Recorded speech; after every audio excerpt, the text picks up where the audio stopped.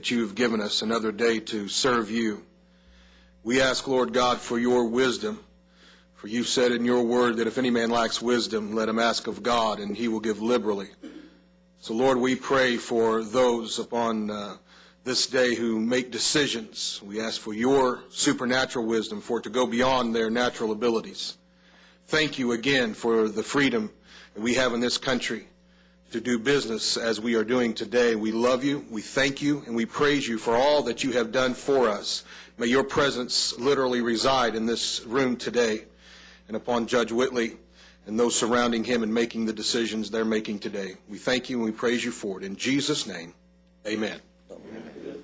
I pledge allegiance to the flag of the United States of America and to the republic for which it stands, one nation, under God, indivisible, with liberty and justice for all. Honor the Texas flag. I pledge allegiance to thee, Texas, one state, under God, one and indivisible. Thank you, Reverend. Thank you, Pastor Stevens, for coming out today.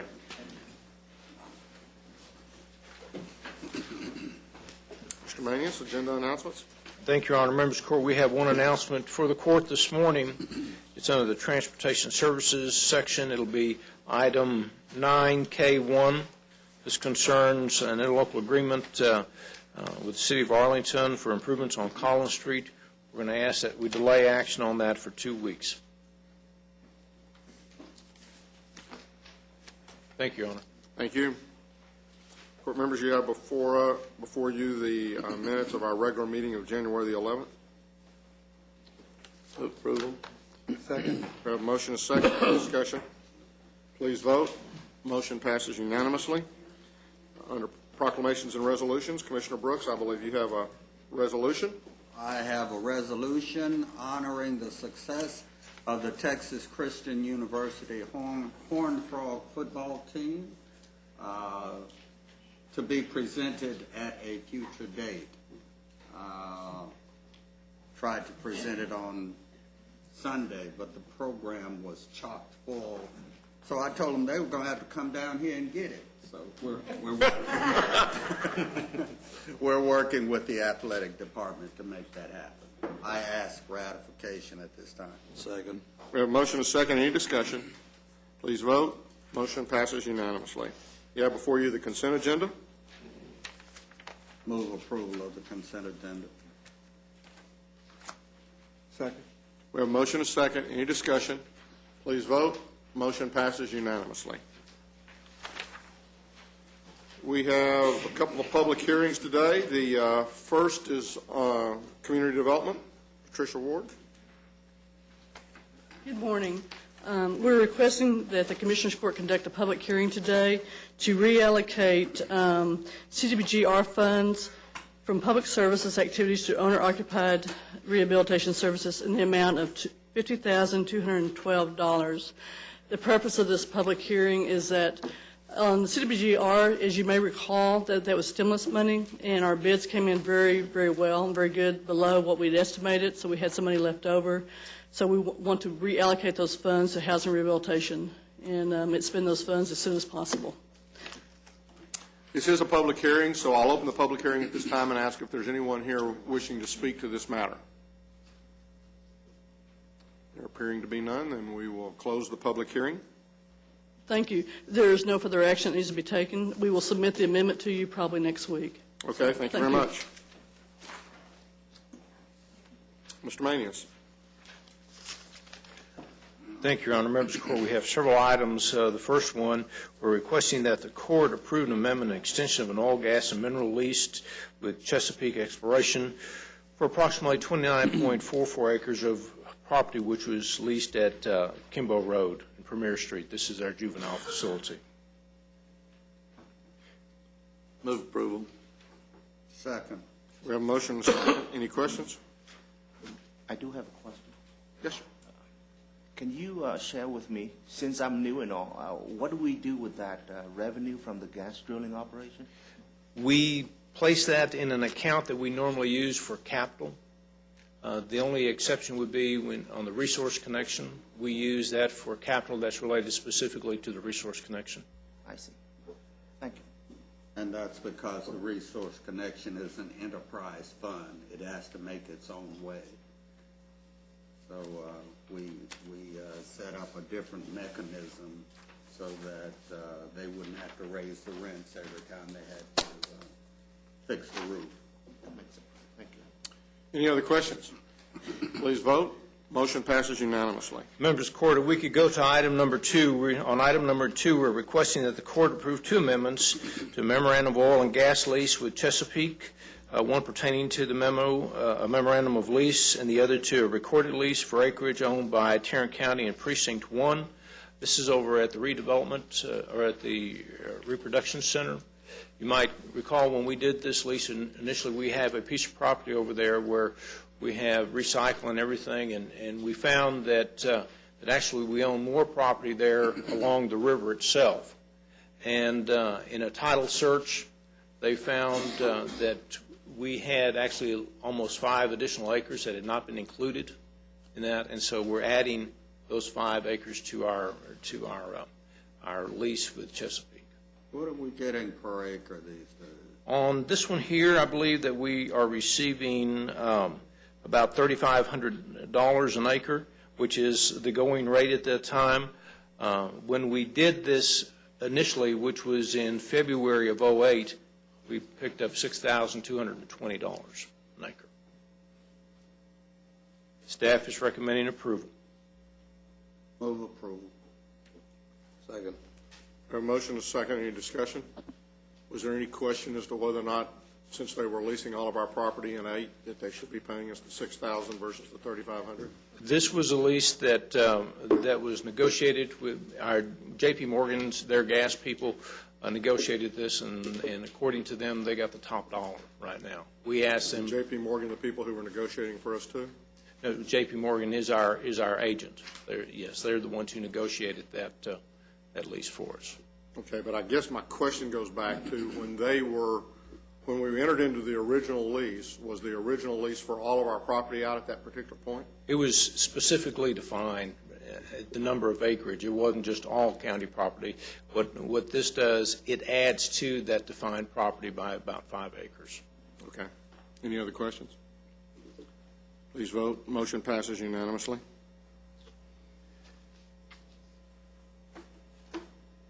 Members of the Court, if we could go to item number 3, we're requesting that the Court approve 2 consent to pool documents with XTO. This is areas which are at the medical examiner's office and also at 209 West Magnolia. Move approval. Second. We have a motion and a second. Any discussion? Just explain what this pooling means, please. These are small tracts, and what they will do, this will allow them to pool our acreage with other surrounding acreage, so they'll have enough land to drill. Has nothing to do with a well site. No.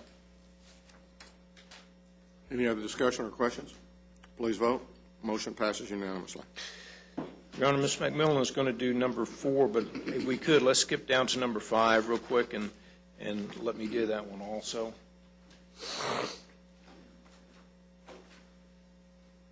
We could go to item number 5.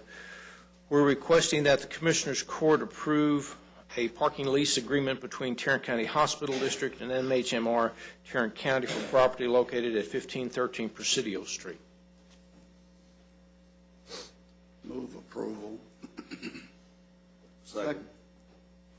We have a motion and a second. Any discussion? Please vote. Motion passes unanimously. Thank you. Ms. McMillan will be doing item number 4. Good morning. Good morning, Judge, Commissioners. In May of last year, the Commissioners Court created the Eagle Mountain Lake Public Improvement Districts number 2 and number 3. And then in August of last year, the Commissioners Court approved a resolution which adopted the service and assessment plan and the assessment role for the PID number 3. The developer is now wanting to move forward with the sale and issuance of the bonds, and as such, they have come up with a closer figure in terms of the principal amount of those bonds. The principal amount will be approximately $2.9 million, which is a decrease from about $3.6 million that was originally provided for in the service and assessment plan. The reduction comes from a lower cost of issuance attributable to the private placement of the bonds. It also results in a corresponding reduction of the per-lot PIT assessment from $51,443 to $41,429. These reductions in costs, however, do require an amendment to the resolution adopted on August 3rd and include an amendment to the service and assessment plan. This does not do anything toward the issuance of the bonds. We will be coming back to Commissioners Court in about a month to actually look at the issuance. And during this next time period, all the bond documents will be reviewed and evaluated by the county's bond counsel.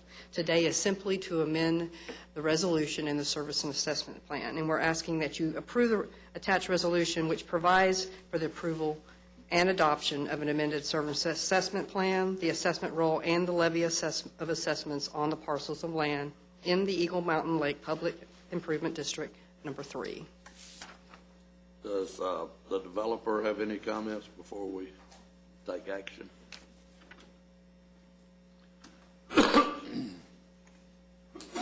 Judge, Commissioners, Commissioner Brooks had asked during our last hearing kind of how our assessments. Go ahead and give them your name and stuff, or they'll get all. My name is Kirk Wilson. I office at 1221 North I-35 East South in Carrollton, Texas, and I'm here representing Eagle Mountain Lake, the resort on Eagle Mountain Lake, LP. Commissioner Brooks had asked during our last hearing how our assessments tracked with our average home values, and at the time we adopted those assessments, we told the court that when we came back, we would make sure that those assessments would track what we thought the homes would sell for. Obviously, as we sell homes in those neighborhoods, the disclosure is going to require that we show that. And so when we originally adopted the assessment, we were adopting an assessment that was probably on the highest side that we thought it would be. As we come to you today, we think an average home in the neighborhood will be around $420,000. So this assessment tracks what a $420,000 house would be in the neighborhood. If 10 to 12 of those houses come in below 420, what we will do in that instance, most likely, is pay the assessment down on the developer side as we sell the lot.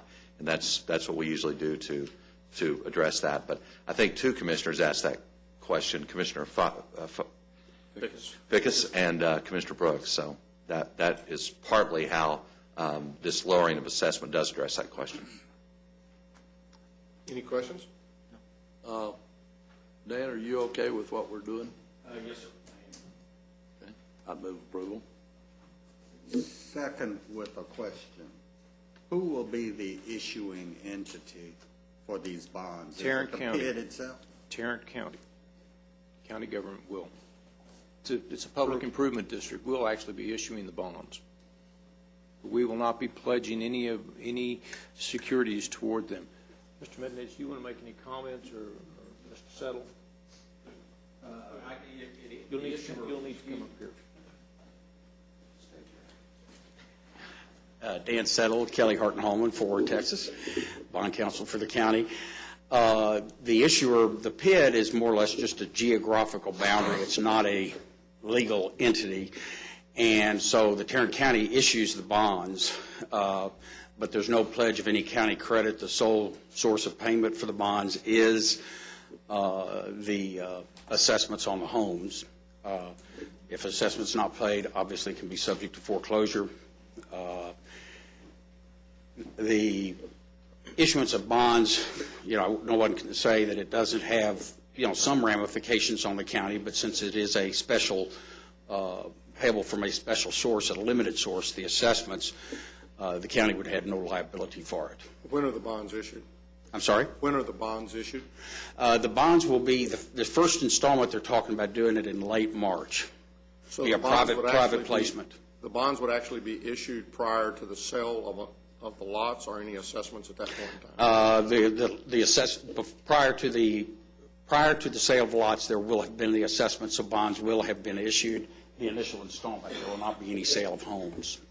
This is just an initial installment of the bonds. So if there were, for whatever reason, if everything kind of went south and there are no everything kind of stalls in itself, then is the developer on the hook for the bond payments until such time as they're starting to get money in from the... Right. The developer obviously is going to have a lot of the lots, and so they'll be reliable for the assessments on those lots and any pay down of the assessments before they sell the lots. But if they've sold lots, then obviously the homeowners are going to, they are only liable. It's unlike a tax bond or unlimited tax bond. They're not going to, their cost cannot increase. In other words, the assessment's fixed. So whoever buys a home, they will be liable for that assessment and have to pay that assessment, but it can't be increased. Who are the likely purchasers of the bonds? This first series is going to be I'll let Kirk talk to who the purchaser is, but it's a private placement with a financial institution or a big boy. Who is the, Kirk, or maybe the initial purchaser? The initial purchaser will have to be qualified under the terms that your financial advisor has set, and the specific name will be UDF Fund 4, and it's an investor that's qualified under the criteria that your financial advisor has set. And as Dan mentioned, the assessment is on all the property. So basically, the assessment's collected every year, and whoever owns the property has to pay the assessment. In this case, all the land within the 70 lots is all owned by the, quote, developer right now. As those lots are sold, then different owners will have to pay the assessment. The way that this transaction has been put to us is the qualified investor will have to hold these bonds until such time as almost all the homes are sold before they can ever be sold to a secondary purchaser. And at the time they're sold to a secondary purchaser, then it's a very low-risk transaction because the lot price went from $84,000 to a home of $420,000. So foreclosure is not very that's not a very risky transaction at that point. So just on the qualification standpoint, your financial advisor can address that. Is principal and interest being collected or paid? Yes. In the interim? It is. So that's going to be paid out of the developer's money? Gary and then Roy? Okay, we're going to sell the bonds, and the developer's going to get the dollars, correct? It's a reimbursement. Yes, sir. Okay. And then they are to put those dollars toward the infrastructure for this project, is that correct? On this first bond issue, they already have. It's just a reimbursement. I don't think there's any additional. Is there just all reimbursement? It's the acquisition of the roadways, and that's all it is. It's just the pay. It's just the roadways. That's all it is. It's the roadways on the island and the connector bridge. That's all that's being acquired. But that's already been done. That's already been built. It's just a pure So reimbursement. it's a reimbursement, okay. Yes, sir. And the bondholder will hold the bond for how long? Until there's I forgot, is it 70% or 90% of the homes? 90%. Hello, David. you are. There you go. David Mednich, First Southwest Company, Fort Worth, with the financial advisor to the county. And the way that it's structured is that the qualified investor will hold the bonds. It could actually hold them until maturity if they wanted to. However, they cannot sell them until 90% of the homes, occupied homes, are sold, the lots are sold. So at that point then, and there's a question on what type of investor you might sell to and how you might package it at that point. However, you still have to have 9% of the homes sold and occupied before you can. 90%. 90%. 90%, and you said, originally I thought you said 90% of the lots sold. 90% of the 72 lots, whatever, but they have to have homes, occupied homes on them. Okay. So it's 90% built, occupied. Yeah, and to answer y'all's question a little bit more direct a moment ago, whoever owns the lots, whether it's developer or if somebody purchased a home, then that who is responsible for making the assessments on the bonds. So in the event there is a non-payment or default, if the developer's holding those lots, then it would be foreclosed on them, or if you had a homeowner holding those lots, it would be foreclosed on them. And the collateral for? Is the lot. Could I ask a question, please? Well, in a minute. You got to start off asking questions. Yeah, and you cut me off. Started asking questions of your own. Go right ahead, Commissioner. Thank you so much. Now, the security for these bonds is it the real estate or is it the income stream from the payment of the assessment? I was going to say the security is the assessments on the lot. Not the real estate Well, itself? unless they don't make the payments, and then you foreclose on the lot. And the key is that the assessments are less than what the lot value is. A good way to put it to me is the source of payment of the bonds is the assessments.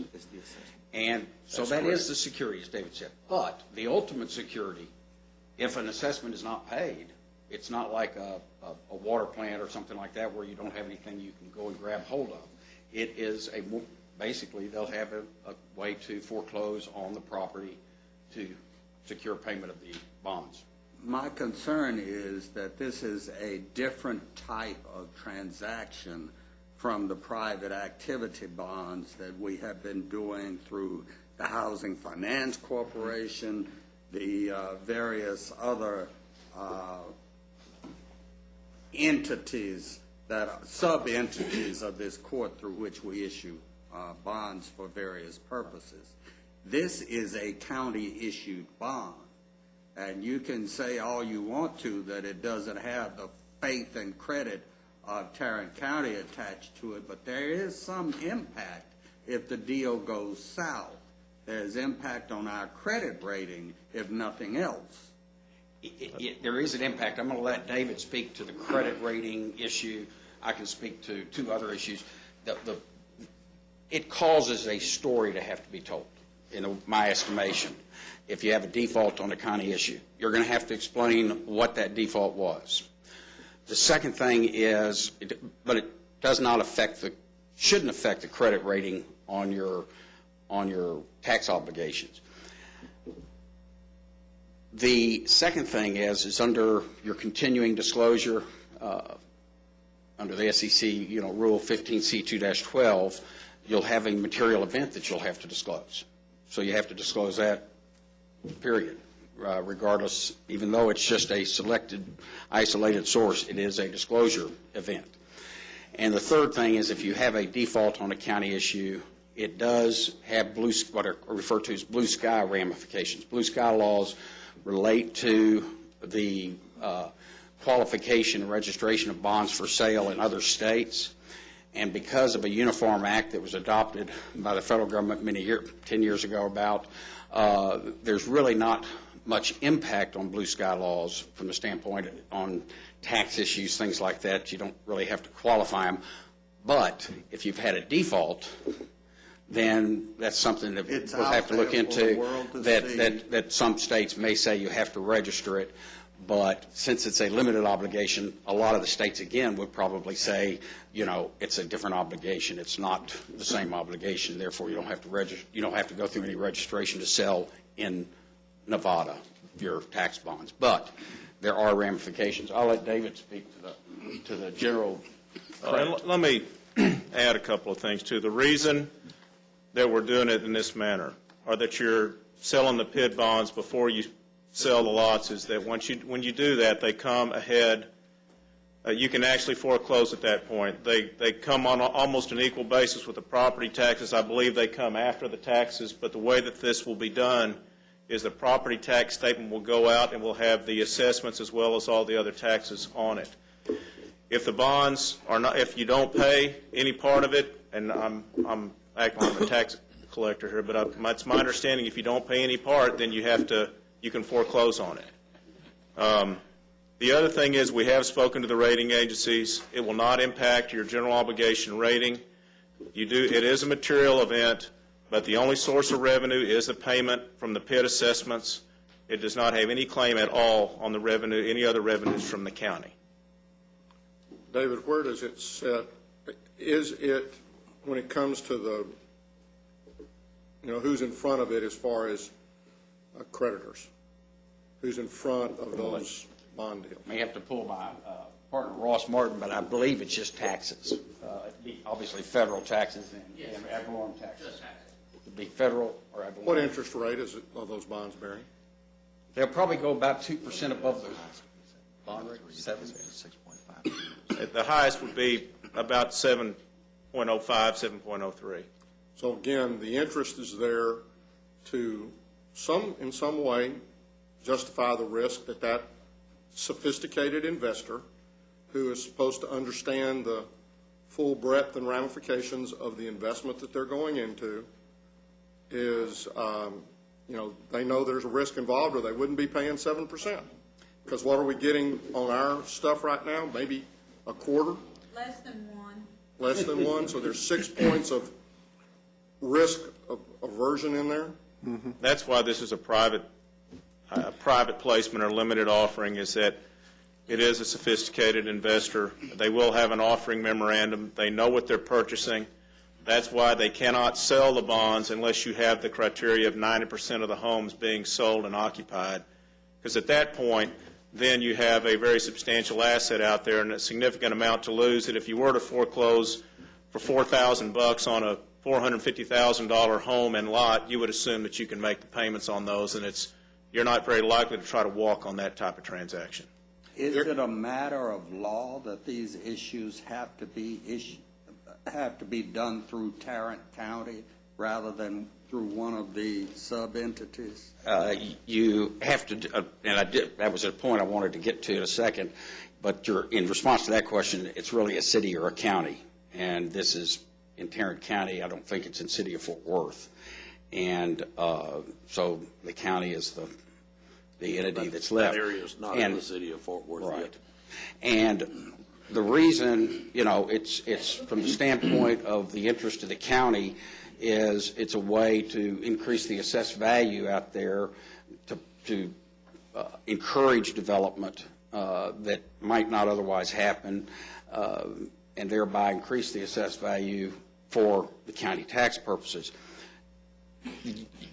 To furtherance of your question, if I may, on the thing, we brought to you the last time, if you recall, when this was done, we proposed that the county not issue the bonds. I had suggested that what we do is create a local government corporation or a public facility corporation.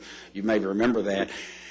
Have the public facility corporation or local government corporation issue the bonds secured by a contract with the county to pay the assessments. In other words, we'd set up a PID, the assessments would be levied, they would be collected by the county, paid to the PFC or the LGC, and then those would be used to pay the bondholders.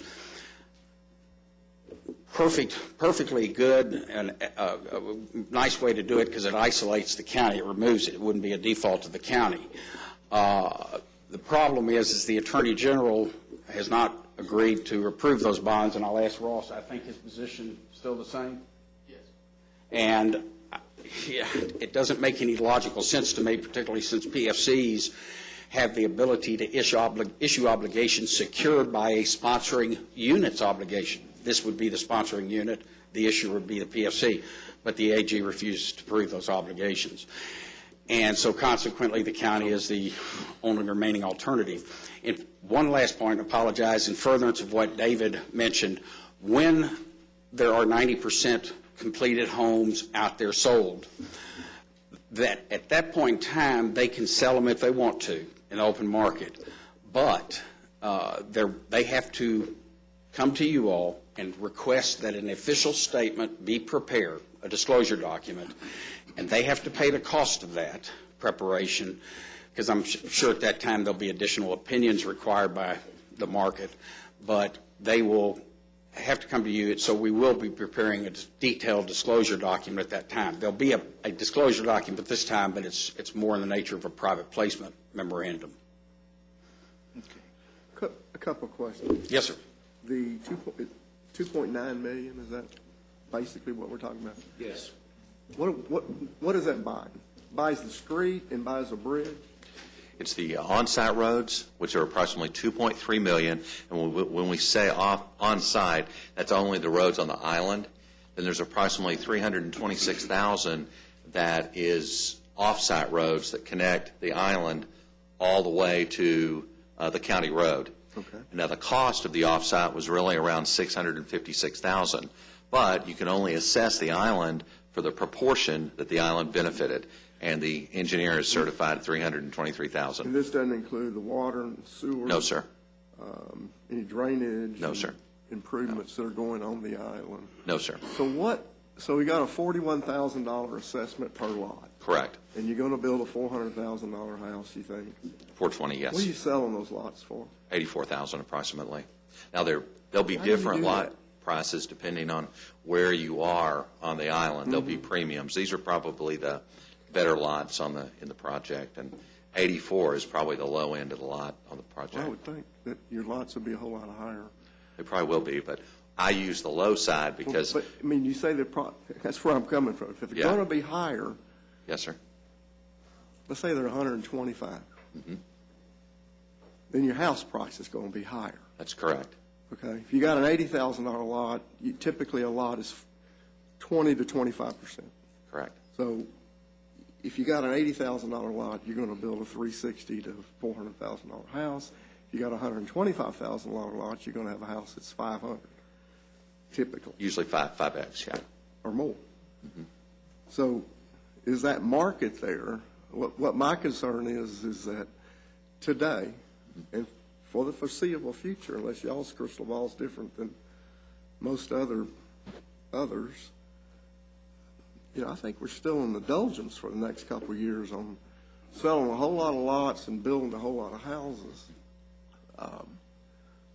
This isn't 2005. It's 2004, 2003, when you'd have builders lined up to buy those lots. I mean, and maybe you do, but, The good news on this project is there's really only 70 lots. Right. And the purchaser that is purchasing is going to have to hold these securities until 90% of the homes are built. So really the purchaser is taking the, projection that you're going to be able to go through these 70 lots probably in 5 years. I would say in 5 years, maybe 6. okay. And just to go back to Commissioner Brooks' comments on value versus payment, if, let's just take one lot, and the annual payment on the lot's $4,000, if you were to foreclose on that one lot, someone's going to be able to acquire that lot, let's say it's a low-end price of $84,000 for $4,000. So really your coverage is fairly good. And then when it comes to the issue of $4,000 against a $420,000 house, it becomes even less. But right now you're looking at $4,000 against the lowest price lot, which is $84,000 as far as value. And it's $5.8 million on our books as far as what the whole entire parcel's worth. So it's a $280,000 payment to keep a $5.8 million asset. It's really good coverage. And in addition, the holder of the bonds is really going to be the one making the decision, and they've really already made our credit decision. Any other questions? Please vote. Motion passes unanimously. Thank you. Thank you, Kurt. Thank you.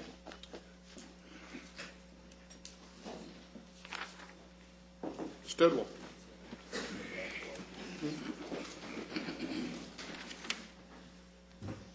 We have two items that we're asking the court to consider this morning. The first item is officially requesting that the auditor be authorized to fund benefit claims without advance approval from the Commissioner's Court for the individual transfers as requested by the third-party administrator. As you're aware, we changed from Texas Health Resources to United for our health benefits. Related to that, they want us to be able to send them money to cover the claims, the county's health claims, daily. The way we've been doing this in the past, we have been estimating what we would need on a weekly basis, putting it on the Commissioner's Court claims addendum and presenting it to court and then truing it up the next week. By doing it daily, though, versus weekly, if we were to receive a really large claim, let's say we had a several $100,000 claim for one individual along with all the other claims, then in theory we would not be able to fund that daily request for that claim.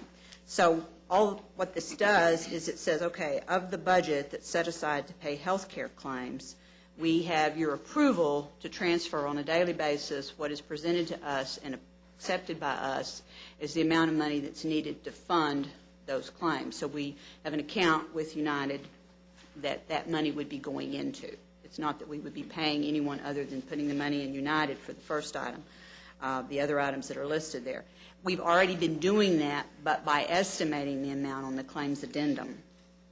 we're concerned, we can continue to do that. But if we did receive a really large health care claim, say a several $100,000 claim came in, we would not be able to pay it then until the next time we were able to put something on the Commissioner's Court claims addendum. So this was an idea of a way that we could do that. We would still report through the claims process the amount of claims that we paid on an after-the-fact basis, though, as opposed to an estimate for the before-the-fact, if that makes any sense at all.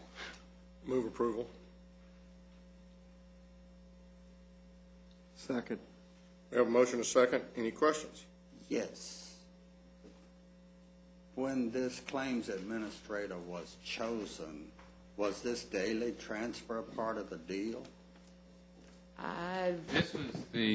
This was kind of a choice that we made when this was selected. We could put the amount of deposit or opening deposit in the account was dependent on how frequently we paid claims. You'd have to put more money up front. We would have to put close to $1 million in the account in order to pay claims on a weekly basis. So when we made that selection, the decision was that it made more sense to pay the claims on a daily basis than have $1 million sitting in their account in anticipation of claims coming.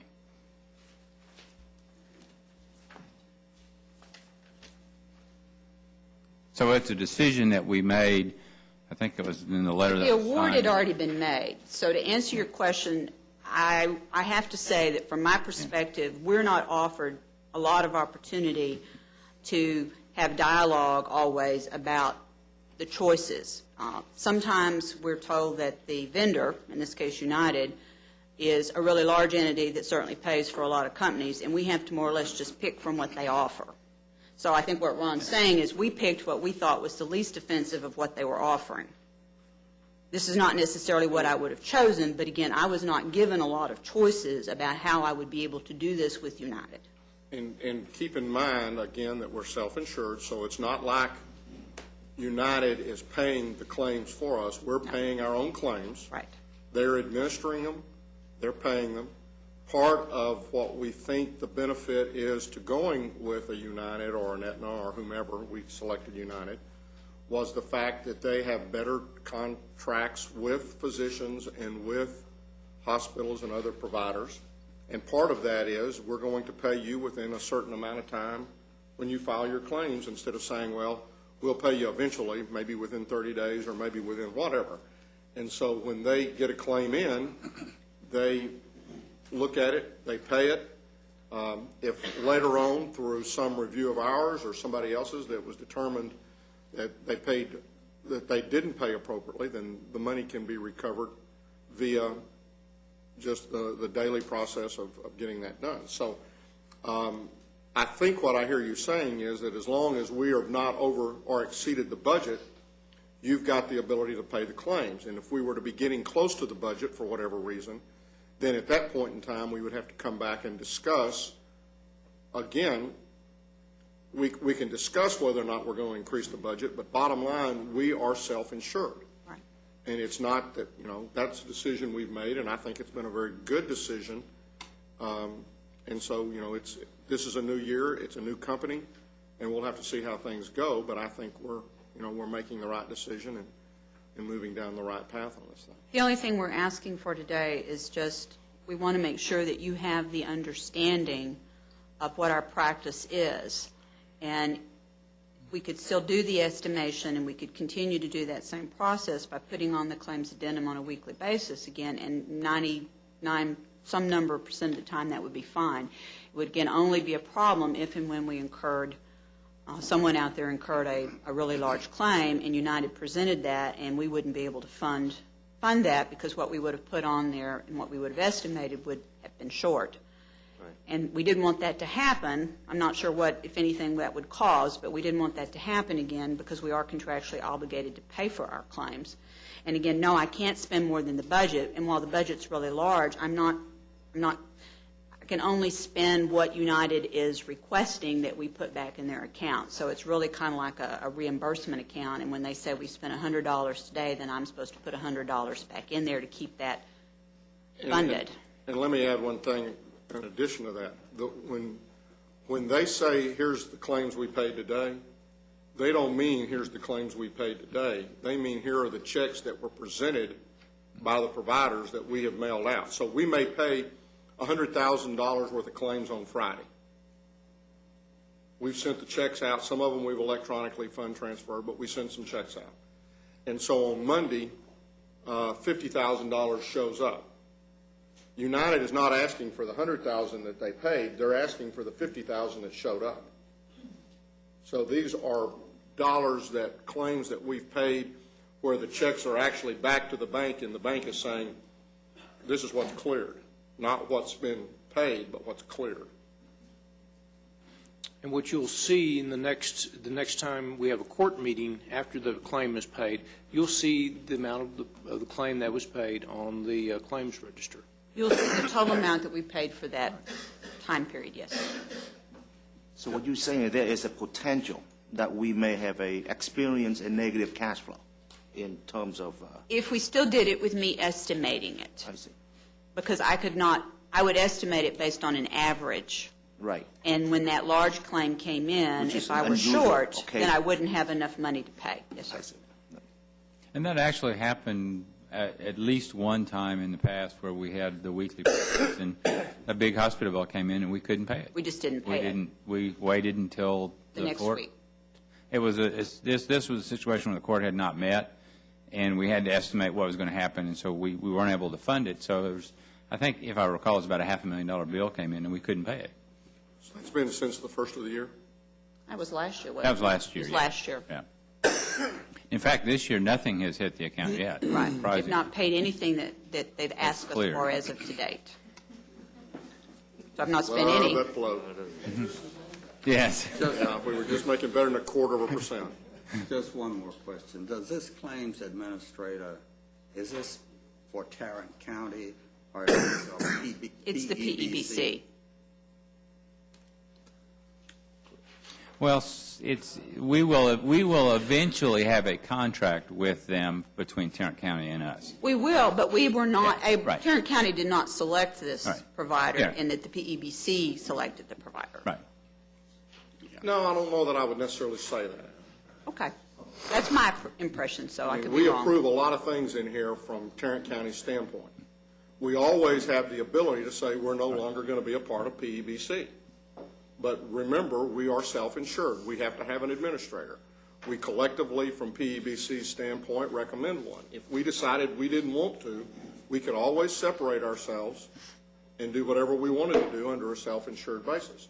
Over the years that this been is in place, we believe that this has saved us millions of dollars from an administrative standpoint, as well as, I believe, millions of dollars from a claims standpoint.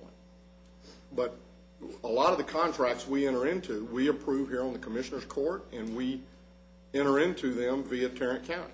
Right. So, And as Ron said, there will be a contract eventually between us and United. We just don't have one today. I move approval of the request. The letter. We have the letter. I believe we already have a, Yeah. Is we it? already have a motion. and a Okay. second. Do we? Okay. And I think you made I made the motion and he made the second. So I didn't know. please vote. Motion passes unanimously. The other item this morning is we're requesting that the court receive and file the auditor's report of the review of the direct court, and specifically their cash handling procedures for the period ended October 31st. And they've already made our recommended suggestions and are working to continue to improve their ability to handle their cash in that process. And so we're asking you to receive and file this.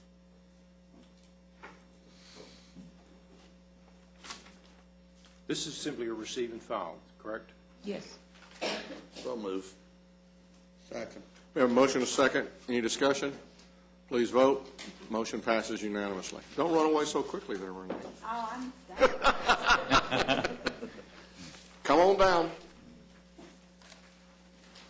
This is item F1. We're requesting authorization to deposit a subrogation recovery check. This was paid on a case where we approved the release by the court back in December, and we finally have the check here. It's in the amount of $9,166.67.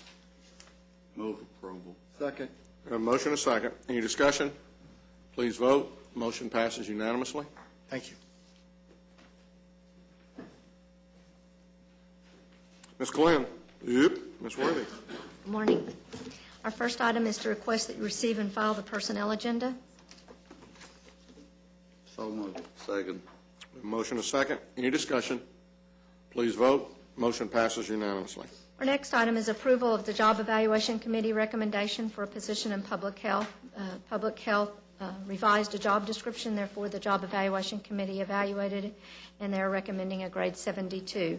There is no impact to the general fund, as this is not a general fund position. Move approval. I second. We have a motion and a second. Any discussion? Please vote. Motion passes unanimously. Our next item is an approval of out-of-class pay extension for a position in juvenile services. This is effective January 24th.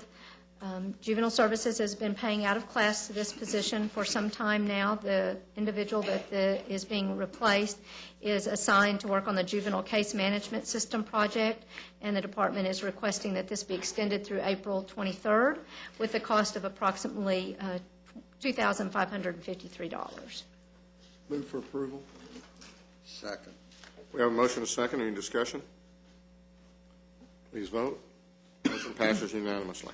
Our next item is an approval of a waiver of terminal benefits for Precinct 4. We have an equipment operator 3 that is leaving effective January 28th, and the net cost to the Road and Bridge Fund is $1,437. Move approval. Second. We have a motion and a second. Any discussion? Please vote. Motion passes unanimously. Our final item is approval of the 13th Annual Tarrant County Employee Picnic at Six Flags over Texas contract and the deposit invoice. The contract offered is for $35.45 per ticket, which is an increase of $1,000. We have to guarantee a 1,400-person minimum. Last year, we sold almost 2,500 tickets, and Tarrant County employees paid the $20, and then the county paid the remainder of that part. The District Attorney's Office has approved this agreement, and we ask for your approval. Move approval. Second. We have a motion and a second. Any discussion? Please vote. Motion passes unanimously. Thank you. Ms. Brewer.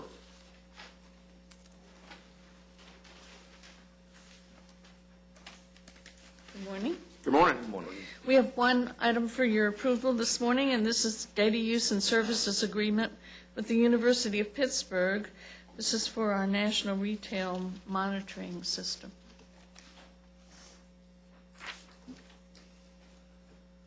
Move approval. Second. We have a motion and a second. Any discussion? Please vote. Motion passes unanimously. Thank you. Thank you. Mr. Beecham.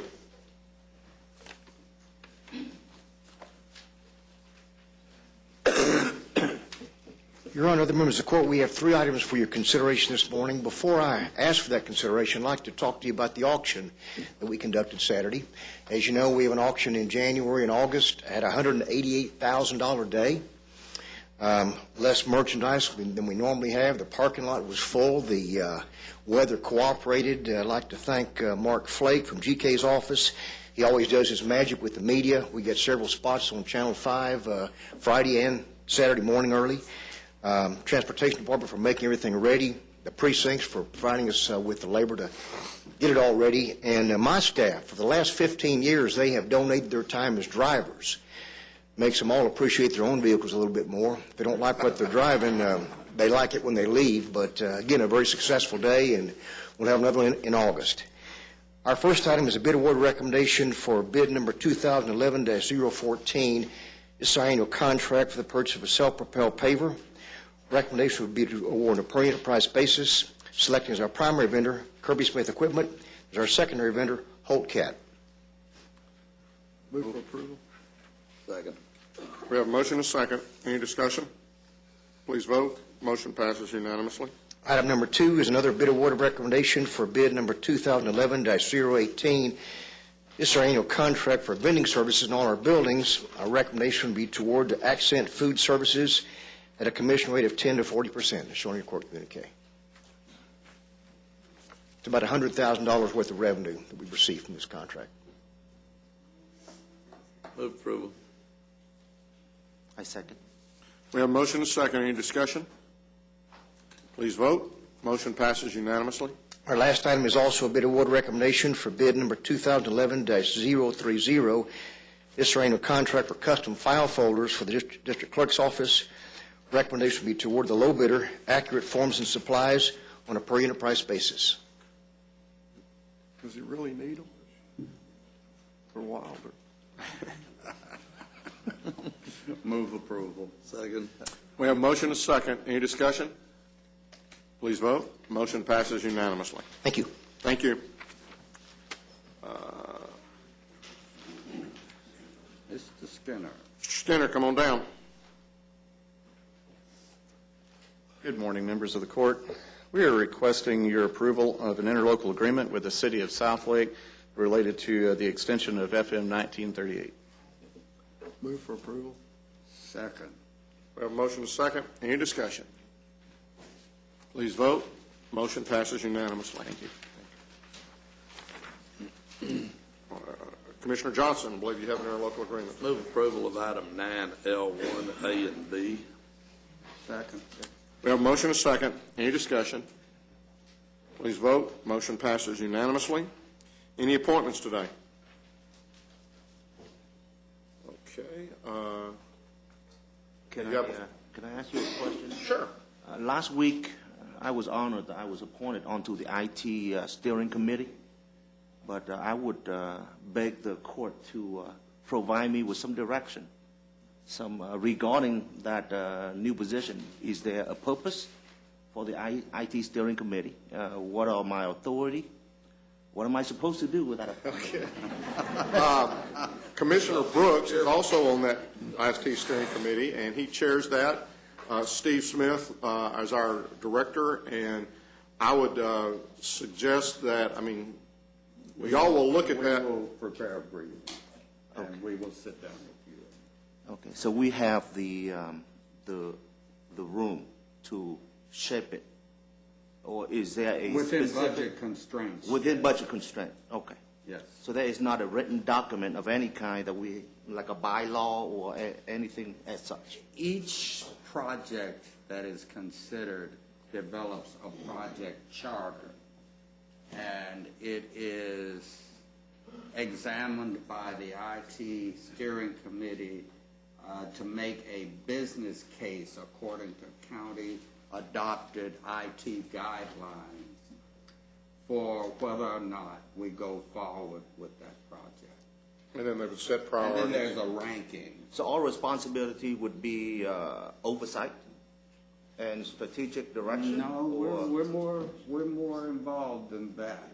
It's strategic direction, it's oversight, but it's also evaluation of each individual project and prioritization of how the dollars get spent within the limited budget that we have. I see. Okay. So the committee would come forward with some recommendations for the budget process, and then it would come to us as a court as a whole, and then we would approve or modify that request as we look at our total budget in the August timeframe of it. Okay. Thank you, Judge. We have before you the claims, including the addendum. Move approval of the claims, including the addendum. Second. We have a motion to second to approve the claims, including the addendum. Any discussion? Please vote. Motion passes unanimously. Briefing items, Mr. Manius. Thank you, Your Honor. Members of the court, we have two items for you this morning. The first one deals with legislative issues. We have provided a memorandum from Mr. Mendez. It should be in your electronic book or in your court packet. Just might like to point out one or two things. Obviously, we're in the second week of the legislature now. I spoke with Mr. Mendez this morning, and he's not the most chipper person in the world anymore with what's happening down at the legislature. Today is the day that the House is supposed to release their proposed budget, and it's going to look something in the arrears of about $15 to $20 billion. and we don't know where those cuts are going to occur yet, but the basic plan that will be laid out or be presented today, and they're not going to have any discussions on it today, but they will begin discussing that this week. One of the things in the packet that I would like to point out is that under House Joint Resolution 56 by Solomons, this is a proposed constitutional amendment to prohibit unfunded mandates to local governments. It looks like we're getting some traction because this was actually, the governor has spoken about this also, and not wanting to put additional burden on local governments. Basically, his position is that if we're telling the federal government not to mandate activities where there's no funds, then we shouldn't be doing that to the locals. We are drafting a resolution in support of that and asking which will be coming to court probably next week, we're asking each member of our delegation to join in as a co-sponsor to that particular piece of legislation. Like I said, we're the second week of the session, but things are starting to cook a little bit down there. You know, I had a call about unfunded mandates last week, and we talked a little bit about that. But, I mean, I think we certainly want to look at the unfunded mandates. But the other thing that we need to, I think, keep in front of them is that every day in our jail we have somewhere around 200 to 250 paper-ready prisoners that really belong to the state, and they haven't come to pick them up. We have blue warrant folks over there who's, you know, may have technical violations of their parole, and they're sitting over there waiting for the parole board to take some sort of an action, and they can't be bailed out. So those are two things which are probably costing us close to $20,000 to $25,000 a day when you take into account the $50 to $55 a day to house those prisoners. You know, they may argue that that's not an unfunded mandate, but it's the state. We're paying state expenses. We're housing someone who should be in their system, and we're having to do it. And if you looked at that, I mean, that comes to quite a bit of money, at least a half a penny on the tax roll. If you look at the indigent defense and what that costs us on an annual basis, I believe last year we spent close to $12 million. I think we were reimbursed probably somewhere in the neighborhood of $2 million. You know, nobody would argue, but again, if the state is going to legislate us and mandate that we do it, then they should be there to pay a larger portion. And when they instituted that law, they said they were going to pay for it. So those are things which we need to look at, as well as other things that where we're actually doing paying for their expenses and not being reimbursed by it. And I think we're going to have to be very careful and watch very careful as this budget comes out today to look and see what items they may be cutting as far as grants. You know, in the past we have been willing to extend and actually pay for money with the hope that in 60 or 90 days the federal or the state government pays for or continues or actually approves the grant. I'm not probably going to be as anxious to do that anymore because I'm not convinced at either the federal or the state level that they may do that. So. Well, we need to remain vigilant as long as the legislature is in session. This constitutional amendment concerning unfunded mandates is a good thing. However, it will not affect anything that is done in the current session. It will not even go on a ballot until 2012. So we've got a lot of exposure, and we need to be playing real defense here and pointing out to the state that they cannot balance the state budget on the back of local government and local taxpayers.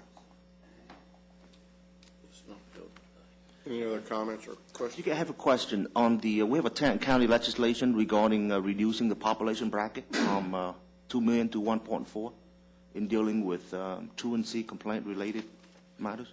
What is the likelihood of that being successful? We don't see any impediment to that. What Commissioner Wynn is talking about, Dallas County has a statute that allows creating juvenile courts or juvenile delinquency courts. We don't have that authority, and we approved a resolution where that we would ask the legislature to drop those brackets so it would include Tarrant County also. We have not had any negative comments about it, so it still looks positive. Okay, so it's pretty good outlook on that one. Yes, sir. Okay, thank you. Any other questions or comments? Members of the court, if you have any additional comments or anything, you have Mr. Mendez's number. If you would like for us to give him any additional information, just please feel free to let us know, and we'll send it down. Members of the court, we have one final item on briefing. This is item B, which is an update on the 2006 capital improvement program. Mr. Phillips is here to address the court at this time. Good morning. Good morning. Good morning. I'd like to update the Commissioners Court on several of the building projects for my department. First, I'd like to start with some of the projects in the 2006 capital improvement program. The Medical Examiner's Office, this is an aerial of the Medical Examiner's Office project. It was taken last month. This building provides approximately 60,000 square feet of crime lab space, medical and evidence storage, special autopsy, and expansion space. It adds it to our existing 27,000 square foot building next door to it. If things keep going as well as they're going today, I expect this total building project cost to be below what the voters approved in 2006. This construction started in March of last year. The actual lab building, the three-story building that you see there, will finish up in September of this year. Once it's complete, we'll move over to the existing building, do some improvements to the existing morgue, and expand the body coolers, some other things we need to do inside to clean things up. And all the construction should wrap up in February of 2012, if everything goes well. David, let me ask you a question. When you say that it's coming in below what we had what the voters had approved, does that cost also include that third floor? Yes, not the finish out. It includes the shell expansion of the third floor. So we're building that third floor.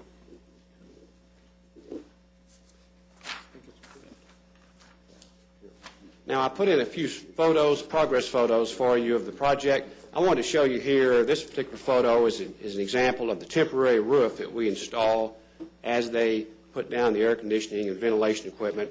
In the years past, back in the 90s, we would go ahead and install the permanent roof, and then all the equipment would show up, and they'd be doing some welding and installing some metal duct work. Then we'd have holes and gaps in our permanent roof, so we decided not to do that anymore. We just put a temporary roof on, let them complete their work, and we come back and put the permanent modified bitumen cap sheet on, which would be a solar reflective sheet for LEED certification. Lesson learned. This is a photo of the masonry. The masons installing the structural block that will eventually support the exterior brick and stone. This is a shot of the first floor in the back of the house. This shows the beginning of some of the mechanical work, the storm drain, these exhaust fans, air conditioning, duct work, and such. Once the electrical work and fire protection and security system stuff starts happening in the upper area of that floor, it's going to get very, very busy up there. This is an example of the mock-up for the exterior that the court approved. The court approved the block and the brick. We went ahead and built another mock-up for the architect to figure out exactly what color mortar and what color expansion joint caulking they'd like to use, and they're working through that now. I think they've selected a little darker caulking for the final product. Now so you talk about a darker caulk. Are you talking about hopefully the darker caulk down where the bricks are and the lighter one up where the stone or where the light bricks are? I would say it would blend in and you would be unnoticeable. I would be able to say that. You would be able to say that? Yeah. Okay. Moving on. This is an aerial of the jail. This jail building is a 207,000 square foot, 5-level building downtown Fort Worth. It provides 444 maximum security jail beds This particular building started last May, the construction, and should wrap up in April or May of next year. Now, it'll be substantially complete. Once Gilbane and Pegasus hand it over to us and say it's substantially complete for its intended use, at that point, the Sheriff's Department and Facilities Management will go through the building systems, the fire protection, security, smoke purge, and make sure everything works as it should. And that may take a month or so. And once we do that, then we'll ask Bob Knowles to call jail standards. And they'll come up from Austin, test it, approve it. And concurrently, what we'll do, the Sheriff's Department and my staff will be becoming familiar with the building systems and all the touchscreen systems and new technology to operate the building. And I suspect there won't be any actual inmates move in the building probably till the summer of 2012 by the time we get all that done. We've been pouring the concrete at night. This is the 5th floor. This pour started, this was last month, started about 9 o'clock in the evening, ended up about 4 o'clock in the morning. Then they started the concrete finishing on into the daylight days the next day. This photo was taken by one of my contract staff, Mark Starr, and he not only does he watch some of these pours, but he also has to stay the next day for a regular progress meeting, and he's not always in the best of moods when he doesn't have any sleep. So the Gilbane staff and Pegasus staff are doing the same thing, so they're doing a great job. We're very pleased with what's going on. These nighttime pours, what they do for us is also they improve our quality. We make sure we don't have any disconnect with the delivery of the concrete. This way, since they don't have any traffic at night, minimal traffic, they can line those concrete trucks up like a line at Six Flags. And they don't have any cold joints and those kind of things like that. So this works out very well. This is the south elevation of the jail. I put this in there to show you the articulation of the edge of the floor slabs. Now, those edges look similar to an edge of a jigsaw puzzle. Here's another shot of it from the top. Now, you can kind of see the ins and outs there. Those are going to be used to accept the exterior brick and stone. You can't see it in these photos, but there's several thousand steel plates that are embedded into that concrete all along those perimeters and throughout the building. Now, once they pull that the wood off there, what they're going to do is start welding the bracing and support to those embeds, steel embeds, and those embeds, the steel bracing will support the exterior stone and brick of the building. Here's a shot of the first floor. CMU block walls for the cells. Those block walls have steel reinforcement inside them, are concreted all the way to the top. If you remember the tunnel we talked about in November, late last year, the pipe that is supported by those 4 yellow straps is a steel pipe, and inside that pipe has those plastic fiber optics conduits inside of it. So that is the final product, and that'll protect those conduits from here on out. And that top of the tunnel is that black waterproofing that you see underneath those pipes. So they've covered all that up. That's an older photo, but now they've opened that road, and it's clean, and it's done. So what eventually is going to hold that pipe up, since I'm assuming that those strips and that steel beam is not going to be there? Concrete. So let me go back for just a second. Let me ask. So you're going to put concrete all the way around it? Well, they'll concrete, I suspect it'll be on the top, and Ed Rittmeyer's here. He'll be able to tell us the details. So if we ever have to get into that pipe, we're going to get into it by going through a lot of concrete? We'll actually get into it. The pipe only goes just a few feet on the other side. We'll be able to pull those conduits out on either side. It'll be accessible.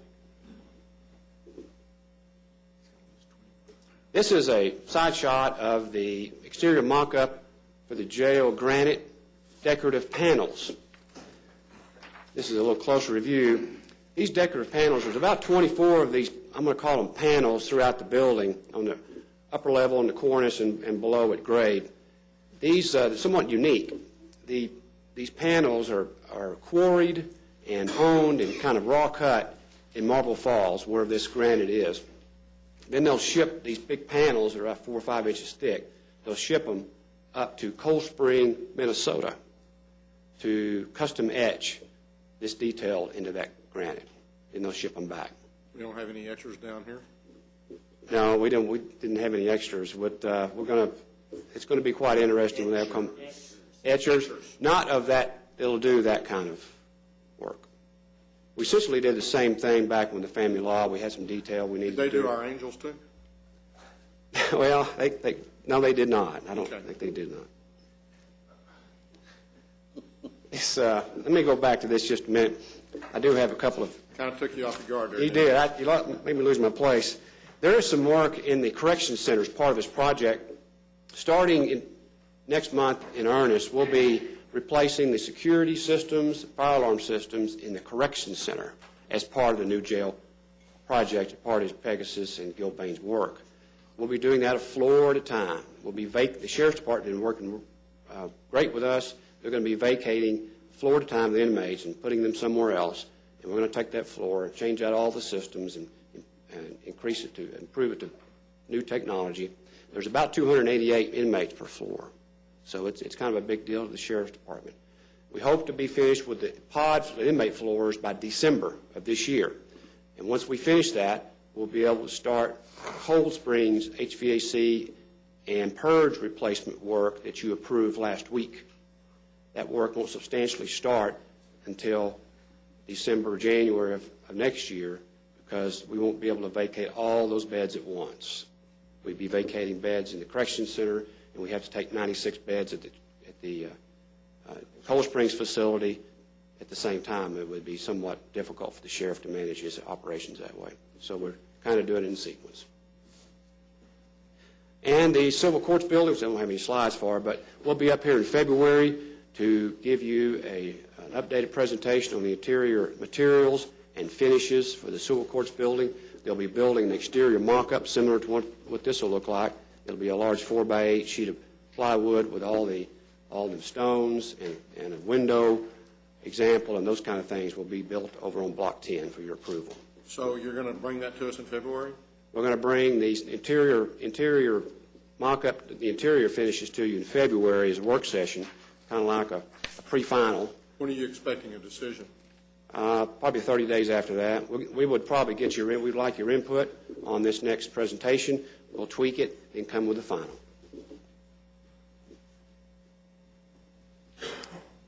This is becoming one of my favorite projects for three reasons. The first reason, it's a nice looking building. Second, it essentially hadn't had any problems. And third, it's almost finished. So I like projects that are almost finished. This particular building in Lake Worth is 58,000 square foot. It's about the same size as the subcourthouse we built in Arlington in 2008. Where's the door? Right next to the swimming pool. Where's the door? On the other side. It's on the other side. Okay. The other side. We just shot this side. It's not as pretty yet. Can't see it until we tear the old building down. That's right. This building will be substantially complete probably the first of next month. We'll start moving in February and March of this year. And once we move in, we'll take the old subcourthouse down and improve that site. And all the site work should be complete sometime this summer.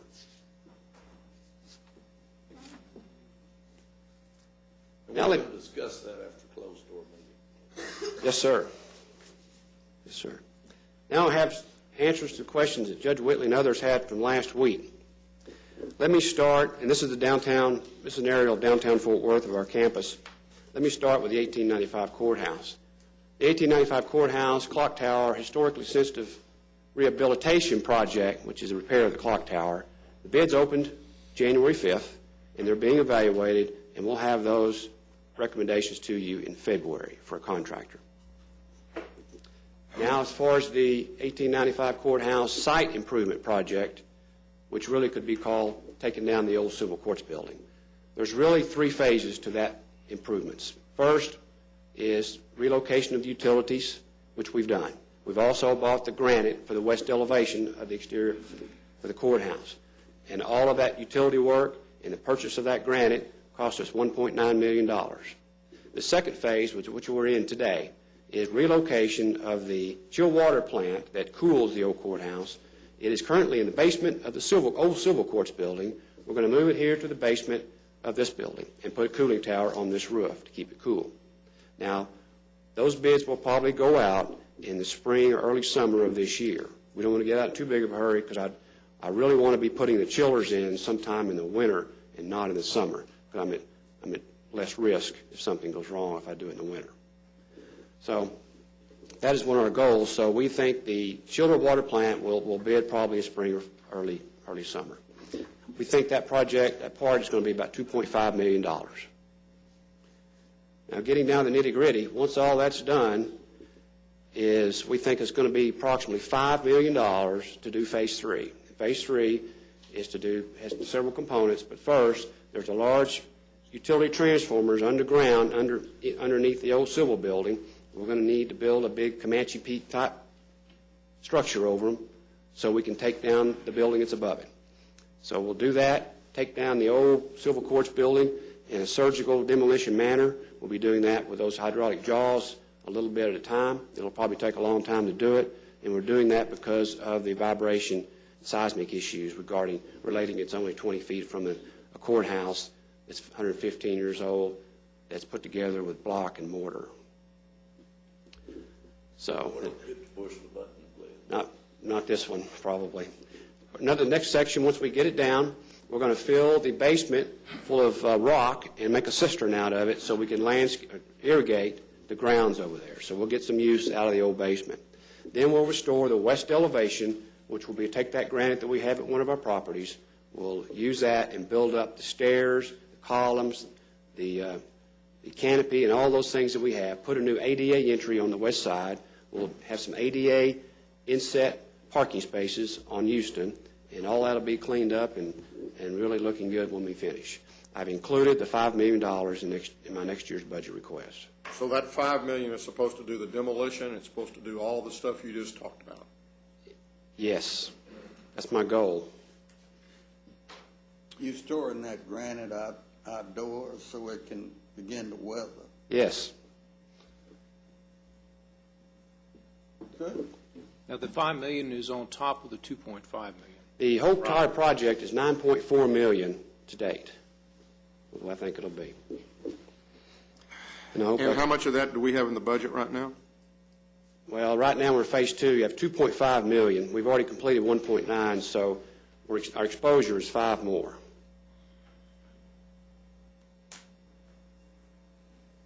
It's the demolition. And there's quite a bit of concrete and foundation work before we put up all that granite. There's quite a bit of foundation work to do that as well. Okay. Now, moving on to those other red circles, it gets a little bit more complicated than that. We talked about last week about demolishing the old white building, the old jail building, which is circled there.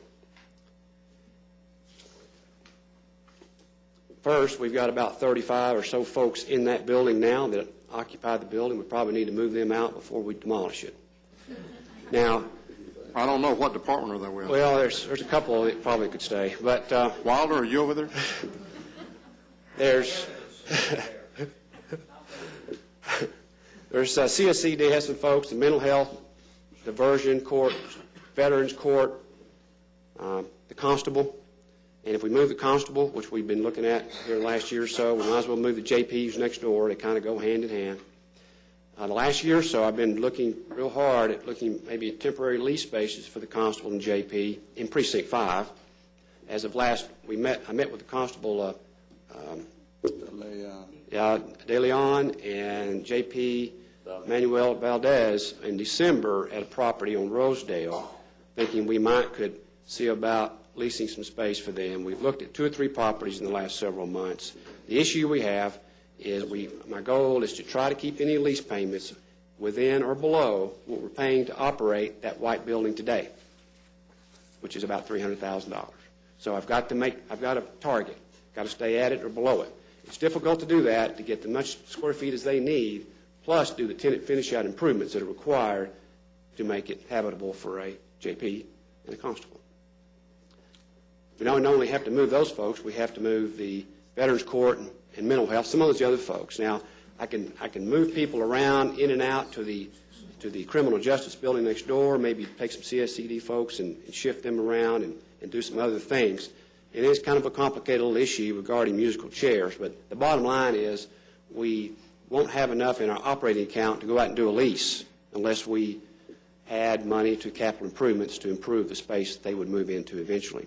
Now, long term, I would think that we would be able to backfill the Veterans Court and the Mental Health Court and some others into the Tim Curry building once the civil courts folks move out, and that's down the line. That's way down the line. The only issue with that is we won't be able to backfill and move the JP and the constable in there because that building is in Precinct 1 unless we change the boundary or two. We are doing a little bit of redistricting. So if you move, right now it's Belknap Street. Yep. Precinct 5 is north. On the south is 1. If we figure out a way, I think we would probably could have enough space for JP 5 and Constable 5 in the Tim Curry building if we move the boundary a little bit, if you could. If you can't, we'll keep looking. So that's kind of where we're at. I don't see any short-term, easy solutions to move any of those folks out there. And Mr. Wilder's correct. It has his evidence. Also, it has the Sheriff's Department property room in the basement, and also has 2 trial courtrooms that they use from time to time for large capital murder trials and things like that. So there are a lot of different pieces. What's the total cost of bringing that building down, do you estimate? Well, let me finish my list, and you'll kind of get a feel for what it might be. Second, when we move everybody out, we would have to provide and renovate in the Brown building next to it, the criminal justice building. There are very few restrooms in that building that could serve the 175 folks that are in there. Those folks that are in that Brown building use the restrooms that are in the White building on each floor. It's got issues there. That's the old county jail? That's the old 1917 model. It's where Sparky used to be. Isn't it designated as historic? And I'm going to get to that too. Let's come talk about it. The third thing, so there'll be significant renovations in the Brown building to make it happen. Thirdly, when we go out and start touching the White building and creating vibrations and seismic gyrations and such, the first thing that's going to happen, all the brick and the terracotta clay tile is going to fall off the Brown building, because the only thing that's holding the brick on the Brown building is the brick itself. Back in 1917, they didn't use, on this particular building anyway, they didn't use expansion control joints on the exterior brick and stones. And they poured the mortar, they mixed the mortar as hard as the brick itself. So as things moved, expanded, contracted, we got cracks. And cracks allow water to come in behind the brick, and that rusts out the brick angles and things. And right now there are no brick angles that we can find. The only thing holding the brick on is the brick itself. We have for the last 10 years, every other year, sent an architect and structural engineer up on a boom to go check any movement with that exterior wall system. Now, it's moved a couple inches in the last 2 or 3 years. A couple of things that fell off here and there, but generally we're not in any immediate danger of failure until we start messing around next door and taking down buildings. So that particular value of that, I priced that several years ago, was $3 to $4 million just to replace the exterior skin on the Brown building. How much to take it down? The Brown building? I don't have that. It could be a National Register building. It's not, that we can tell. But all it would take is somebody to go in and nominate it to be on the National Register, and I'll probably quit talking about that now. How many people in the building? 150 or so. Lastly, of course, those buildings are all connected together, and I'll wrap this up. The buildings are connected together right now, both 300, the city county jail and the 200 buildings, so they're connected. We're going to have some work to patch the city county jail issue, so there's a lot of work. Right now, and I've got plugged in about $8 million to do a couple of things, just to repair the exterior of the Brown building and to hopefully take down the White building. And The more I think about it, the more I think that's probably not enough, because we've got quite a bit of asbestos abatement into the white building. It's full of asbestos. It's also full of lead paint, and it's got so much lead paint, we were going to do some work in there and for previous Tom Wilder records, and we couldn't even use a welding torch on the bars because the issues with the environmental concerns. So once we do all that, we can take the building down. Take the building down, it might not have to do all that because everything else might come down around it. That's true. It is a complicated matter, Judge.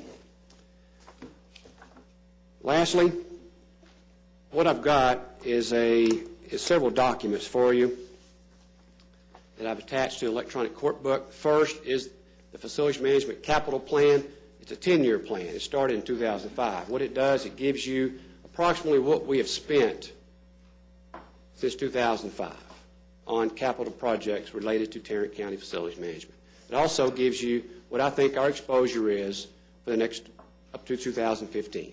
It's broken down in new buildings, in renovation as a part. It's broken down in deferred maintenance and repairs, which is repairing and keeping our old buildings operating, and it's broken down in equipment, things that are not attached to the buildings, things like lawnmowers and printers and such like that.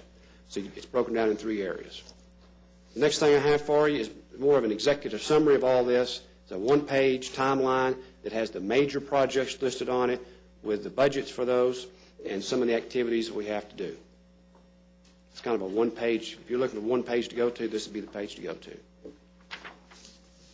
Next is a detail of that page I just showed you that I use it internally to my department. It has all the all the owner activities and milestones that are major milestones for a project. It can give you a little history of what's going on with projects. It gives you the budgets, gives you the project manager, and things like that. Next is something that we've done for on the capital projects is a full expense report and a budget for each of the 4 capital projects, 4 bond projects, and it tells you who we paid, when we paid them, how much we paid them, up to December 31st on this one. It's monthly. Now, it also will tell you who we've committed contracts to in the commitment line, commitment column. It'll also tell you what we got left. It's based on more managerial accounting that got based on site work, construction contracts, professional services, utilities, things of that nature. And it kind of gives you the whole enchilada dinner right here on one page with all the backup of who we pay behind it. And we will give you these once every month until these projects complete. And that's all I have. Questions? Of all the projects we got going on, how are we doing on safety? Safety? We haven't had any, Commissioner, we haven't had any lost time that I'm aware of on either the jail or the medical examiner's office. I do know they have strenuous safety programs that are the responsibility of the construction manager. So when you go on site, which I hope you do on these projects, once we get some stairs put in, I'm going to ask you to tour the project with me, and we'll have to sit down and view the 20-minute safety program, do the personal protection, eyes, ears, and all those kind of things, and the hard hat. But we haven't had any issues that I'm aware of. Thank you. Thank you. One quick question, Your Honor. David, have you calculated what the annual operating expense is going to be on any of these buildings yet? I have that back in my office. I did do that for Debbie, and I don't have that on top of my head right now. But the jail is generally around $6 a foot, and so that's probably at $1.2 million just for the jail, a full year. Now, that we won't ask for that for the full year for 2012. However, the full first year will be FY13. And I think the medical examiner is a little higher because of the complexity of all the systems. It'll run a little higher per square foot. So easily, we're talking about the neighborhood of $2 million annually. We're talking $2 million in addition to, yes, sir, and that includes when I say operating, I mean all the electricity, building maintenance, janitorial, whatever we might need. It's full thing. That's both the jail and the ME's office combined. Thank you. Thank you. Commissioners Court will now recess its open session and proceed to our closed session. to discuss items exempted under sections 551.071, 072, 074, 076, and 087 of the Texas Government Code.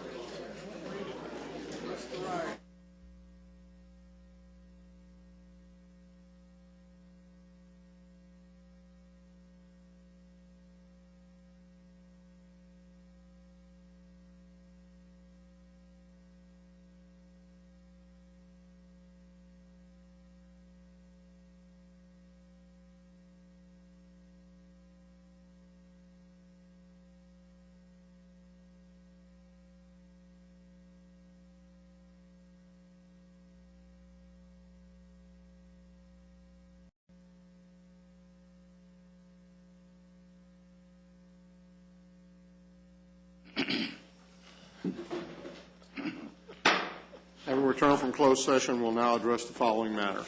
Thank you, Your Honor. Under item F2 in the District Attorney's Office, we're requesting authorization to file suit as a subrogee against Sharon Ewing in the event we're unable to reach resolution otherwise.